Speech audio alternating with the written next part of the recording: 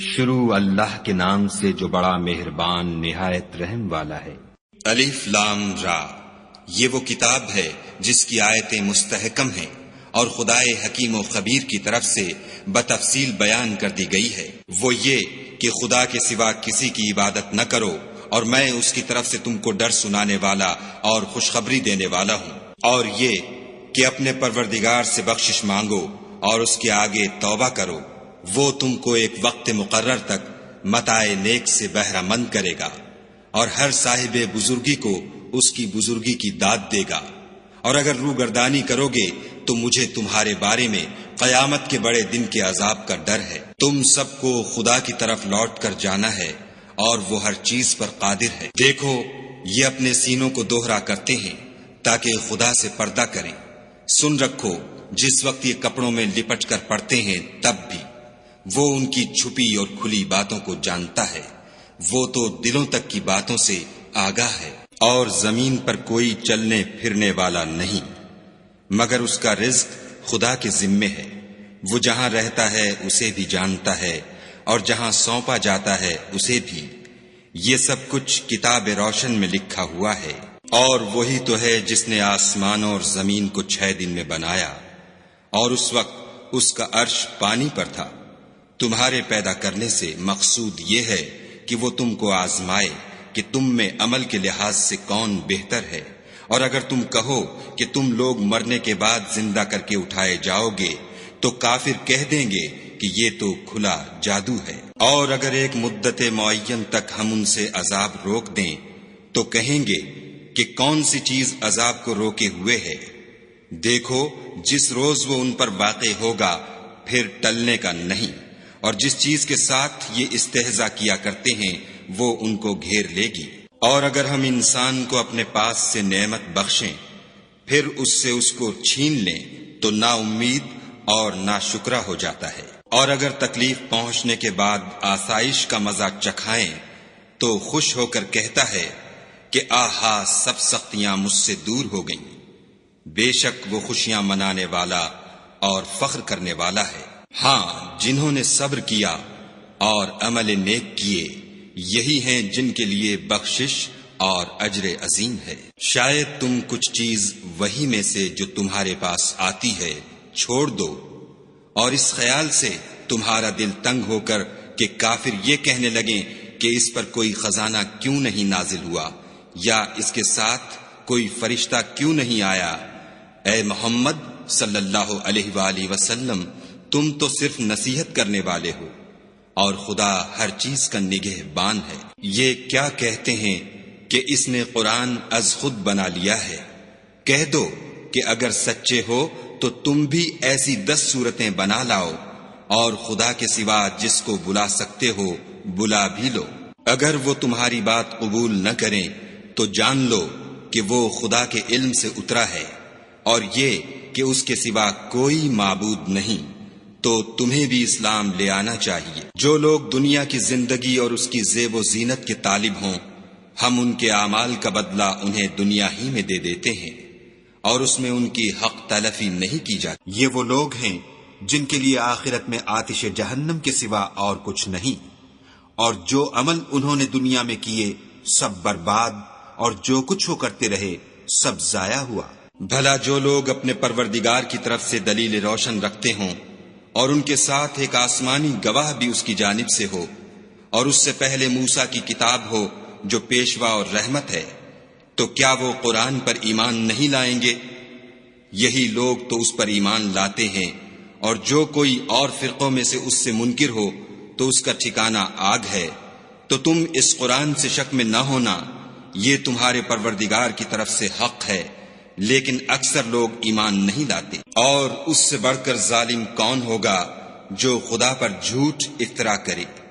ایسے لوگ خدا کے سامنے پیش کیے جائیں گے اور گواہ کہیں گے کہ یہی لوگ ہیں جنہوں نے اپنے پروردگار پر جھوٹ بولا تھا۔ سن رکھو کہ ظالموں پر خدا کی لعنت ہے۔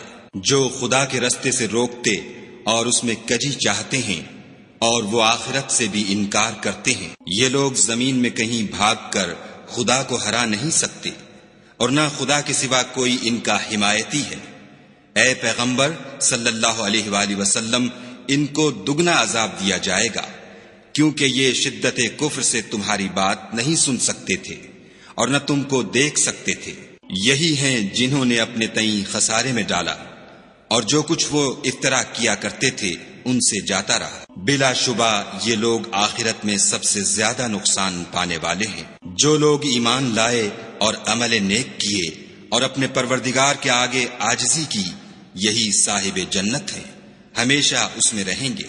دونوں فرقوں یعنی کافر و مومن کی مثال ایسی ہے جیسے ایک اندھا بہرا ہو اور ایک دیکھتا سنتا، بھلا دونوں کا حال یکساں ہو سکتا ہے؟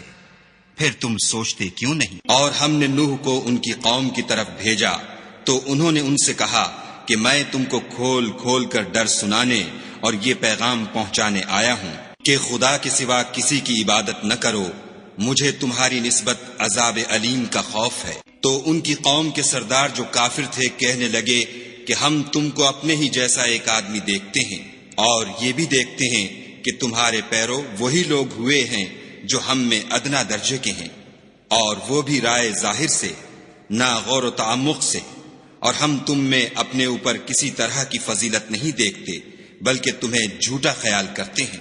انہوں نے کہا کہ اے قوم، دیکھو تو اگر میں اپنے پروردگار کی طرف سے دلیل روشن رکھتا ہوں اور اس نے مجھے اپنے ہاں سے رحمت بخشی ہو جس کی حقیقت تم سے پوشیدہ رکھی گئی ہے، تو کیا ہم اس کے لیے تمہیں مجبور کر سکتے ہیں اور تم ہو کہ اس سے ناخوش ہو رہے ہو؟ اور اے قوم، میں اس نصیحت کے بدلے تم سے مال و زر کا خواہاں نہیں ہوں، میرا صلہ تو خدا کے ذمے ہے، اور جو لوگ ایمان لائے ہیں میں ان کو نکالنے والا بھی نہیں ہوں، وہ تو اپنے پروردگار سے ملنے والے ہیں، لیکن میں دیکھتا ہوں کہ تم لوگ نادانی کر رہے ہو۔ اور برادران ملت، اگر میں ان کو نکال دوں تو عذاب خدا سے بچانے کے لیے کون میری مدد کر سکتا ہے؟ بھلا تم غور کیوں نہیں کرتے؟ میں نہ تم سے یہ کہتا ہوں کہ میرے پاس خدا کے خزانے ہیں، اور نہ یہ کہ میں غیب جانتا ہوں، اور نہ یہ کہتا ہوں کہ میں فرشتہ ہوں، اور نہ ان لوگوں کی نسبت جن کو تم حقارت کی نظر سے دیکھتے ہو یہ کہتا ہوں کہ خدا ان کو بھلائی یعنی اعمال کی جزائے نیک نہیں دے گا۔ جو ان کے دلوں میں ہے اسے خدا خوب جانتا ہے، اگر میں ایسا کہوں تو بے انصافوں میں ہوں۔ انہوں نے کہا کہ نوح، تم نے ہم سے جھگڑا تو کیا اور جھگڑا بھی بہت کیا، لیکن اگر سچے ہو تو جس چیز سے ہمیں ڈراتے ہو وہ ہم پر لا نازل کرو۔ نوح نے کہا کہ اس کو تو خدا ہی چاہے گا تو نازل کرے گا، اور تم اس کو کسی طرح ہرا نہیں سکتے۔ اور اگر میں یہ چاہوں کہ تمہاری خیر خواہی کروں اور خدا یہ چاہے کہ تمہیں گمراہ کرے تو میری خیر خواہی تم کو کچھ فائدہ نہیں دے سکتی۔ وہی تمہارا پروردگار ہے اور تمہیں اسی کی طرف لوٹ کر جانا ہے۔ کیا یہ کہتے ہیں کہ اس پیغمبر نے قرآن اپنے دل سے بنا لیا ہے؟ کہہ دو کہ اگر میں نے دل سے بنا لیا ہے تو میرے گناہ کا وبال مجھ پر، اور جو گناہ تم کرتے ہو اس سے میں بری ذمہ ہوں۔ اور نوح کی طرف وحی کی گئی کہ تمہاری قوم میں جو لوگ ایمان لا چکے ان کے سوا اور کوئی ایمان نہیں لائے گا، تو جو کام یہ کر رہے ہیں ان کی وجہ سے غم نہ کھاؤ، اور ایک کشتی ہمارے حکم سے ہمارے روبرو بناؤ، اور جو لوگ ظالم ہیں ان کے بارے میں ہم سے کچھ نہ کہنا، کیونکہ وہ ضرور غرق کر دیے جائیں گے۔ تو نوح نے کشتی بنانی شروع کر دی، اور جب ان کی قوم کے سردار ان کے پاس سے گزرتے تو ان سے تمسخر کرتے۔ وہ کہتے کہ اگر تم ہم سے تمسخر کرتے ہو تو جس طرح تم ہم سے تمسخر کرتے ہو اسی طرح ایک وقت ہم بھی تم سے تمسخر کریں گے، اور تم کو جلد معلوم ہو جائے گا کہ کس پر عذاب آتا ہے جو اسے رسوا کرے گا اور کس پر ہمیشہ کا عذاب نازل ہوتا ہے۔ یہاں تک کہ جب ہمارا حکم آ پہنچا اور تنور جوش مارنے لگا تو ہم نے نوح کو حکم دیا کہ ہر قسم کے جانداروں میں سے جوڑا جوڑا یعنی 2 جانور، ایک نر اور ایک مادہ لے لو، اور جس شخص کی نسبت حکم ہو چکا ہے کہ ہلاک ہو جائے گا اس کو چھوڑ کر اپنے گھر والوں کو اور جو ایمان لایا ہو اس کو کشتی میں سوار کر لو۔ اور ان کے ساتھ ایمان بہت ہی کم لوگ لائے تھے۔ نوح نے کہا کہ خدا کا نام لے کر کہ اسی کے ہاتھ میں اس کا چلنا اور ٹھہرنا ہے، اس میں سوار ہو جاؤ۔ بے شک میرا پروردگار بخشنے والا مہربان ہے۔ اور وہ ان کو لے کر طوفان کی لہروں میں چلنے لگی۔ لہریں کیا تھیں؟ گویا پہاڑ تھے۔